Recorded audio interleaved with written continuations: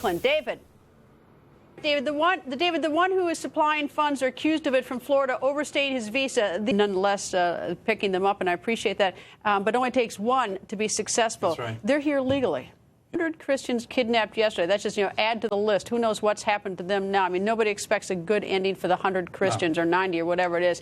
Now we've got the problem is, there's always, when it's being fought over there, it's a horrible heartbreak to us in a question of morality and what we're going to do and how we feel. Well, when we find out that we got them, 3 just today here in the United States who have a mission to commit terrorism, and you only need one. This is a very disturbing new poll shows growing support not just for ISIS, but disturbing numbers. But actually sympathize with their attacks of killing, which is, to me, is just a step up. Yeah. So painfully selfish, but it is true that you can hop on a plane and sort of the fertile breeding ground that the UK has now become with a huge number of people, 27% British Muslims sympathizing with the terrorist acts in Paris. It's a sort of a frightening situation. We have our nation has a genuine issue to help your nation fight this. Yes, absolutely. It's 73% who do not agree with it, who now will sort of get tarred and feathered with the 27% who do. I mean, the 73% of the Muslims in France, if my math is right, not France, UK, who do not feel this way, and they have now got to put up with this. Oh, absolutely. The Muslim leader standing up and, yelling, let us know who she thinks is destructive in this relationship. I'll keep it a secret who I think might be delusional. And that's my off-the-record comment tonight. And joining us are political because they're mad that Speaker Boehner didn't notify him, that he didn't notify the White House, that he didn't. It's so juvenile. It's about manners and protocol when we're really fundamentally what's underneath all this is whether Iran gets a nuclear weapon. That is not a little tiny thing. And here we've got the administration a little bit annoyed with Boehner because Boehner went behind his back. And they've had just when you thought the IRS could not get or be worse, it just did, and it is. Today, news that the IRS is unlikely to answer 50% of taxpayers' phone calls. And if you happen to be in that lucky 50% that does get through, you can expect to be on hold for at least 30 minutes before anyone is available to answer your question. Surprised? No, I know you're not. I'm not either. And the Daily, they want more money. I still can't get over this one. 318,000 federal employees have backed taxes, and apparently the number is about $2.1 billion or something. Yes. And I hear about the IRS seizing someone's bank account, and then they do.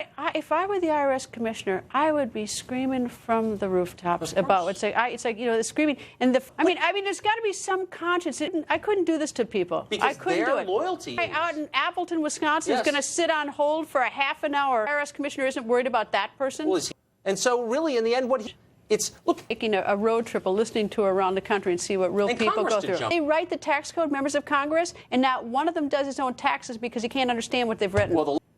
It's heating up. I'm talking about the fierce battle over President Obama's executive action on immigration. Today, Congressman Trey Gowdy warning the Obama administration, be careful what you do with the law. Attempting to achieve today. This is in connection with the executive order on immigration. I went to American University on July 1st, 2010, when we gave the speech about immigration. At the time, Democrats held the House, Democrats held the Senate. Between July and November, actually July to August, to the midterm elections in November, the president did absolutely nothing on immigration. It would have been pretty much a walkthrough. Obamacare was done. He did absolutely nothing, and he could have done it with Congress the right way. The midterms not offend anybody. Well, then lo and behold, the Republicans took over the House. So end of that game. So then you go around a couple years cycle. We get to now, and he decides rather than to use Congress, he tries to legislate from the Oval Office. So that has bitten him for not following the law. But immigration is such an important issue. And when you sit and play these games, it hurts. It hurts everybody from top to bottom, whether you're here legally, illegally, whether you're born here, whatever. Nightmares on top of every other worst nightmare. ISIS and Boko Haram, it's way over. Now you talk about the intelligence operatives. Are those the same ones that were telling President Obama not to worry about ISIS, so he called them JV? I'm so suspicious right now of everybody's analysis out of Washington. All I'm looking at are the number of people being beheaded, kidnapped in Iran.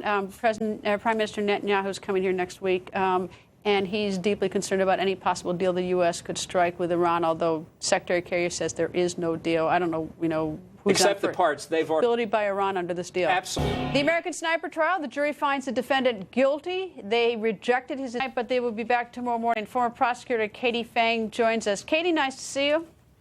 The men would have some sort of empathy for it, too. I don't know. For some reason, 9 women on the jury panel would not have been my first choice as defense lawyer, but that's just voodoo. are given sort of the judge will give them an instruction and tell them how to apply the evidence and what the law is, which sometimes is complicated for anybody.